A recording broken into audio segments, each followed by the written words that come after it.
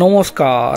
হয়তো নির্যাতিতা কল্পনাতেও এটা ভাবেননি এটাই তার শেষ আশা। আরজিকরের ঘটনা ঘটার আগে নির্যাতিতা তরুণী চিকিৎসক এক মনস্তাত্ত্বিক কাউন্সিলরের কাছে গিয়েছিলেন, আর এবার সেই বিষয়ে যেমনটা জানাচ্ছেন ওই মনস্তাত্ত্বিক কাউন্সিলর। জানা যাচ্ছে গত বছর জুলাই মাসে উত্তর 24 পরগনার একজন মনস্তাত্ত্বিক কাউন্সিলরের কাছে গিয়েছিলেন আরজিকরে নির্যাতিতা তরুণী চিকিৎসক। সেই মনস্তাত্ত্বিক কাউন্সিলর মন সমাজকর্মীর নাম মোহিত রণদীপ। নির্যাতিতা তরুণী চিকিৎসক জানিয়েছিলেন তিনি একেবারেই ঘুমোতে পারছেন না, শরীর অবসাদে ভেঙে আসছে, কিন্তু তা সত্ত্বেও দিনের পর দিন তাকে ডিউটি করে যেতে হচ্ছে।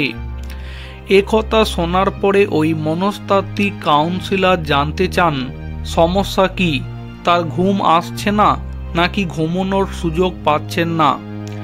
জবাবে আরজিকরে নির্যাতিতা তরুণী চিকিৎসক বলেছিলেন এমনভাবে তাকে ডিউটি দেওয়া হচ্ছে কিছুতেই পর্যাপ্ত ঘুম সম্ভব নয়।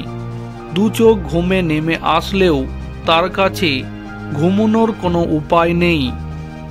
এরপরে পাল্টা ওই মনস্তাত্ত্বিক কাউন্সিলর জিজ্ঞাসা করেন এমনটা কি কাজের জায়গায় সবার সাথে হচ্ছে নাকি কেবলমাত্র তার সাথেই হচ্ছে।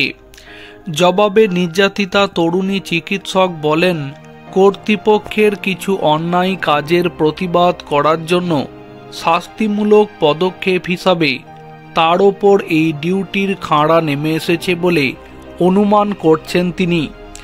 এরপরে আরও কীভাবে তার ওপর শাস্তির খাঁড়া নেমে আসবে তা তিনি কল্পনা করতে পারছেন না। সবকিছু শোনার পরে ওই মনস্তাত্ত্বিক কাউন্সিলর পরামর্শস্বরূপ তাকে স্নায়ুর উত্তেজনা প্রশমনের বেশ কিছু উপায় বলে দেন।